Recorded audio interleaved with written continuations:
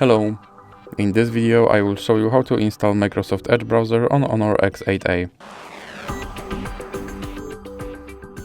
So you have to start by opening your Google Play Store, then click on search bar and type in Edge.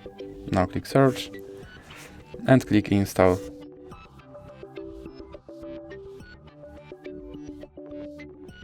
Now you can click open.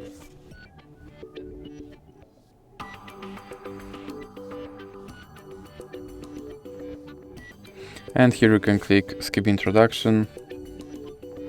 Now you can set this browser as your default browser, or you can click not now. Here you can customize your home page, or you can click not now. And now you can sign in to sync your data, or you can click not now. Now you have to confirm your data and privacy settings. And here you can try out Copilot, or you can just click start browsing.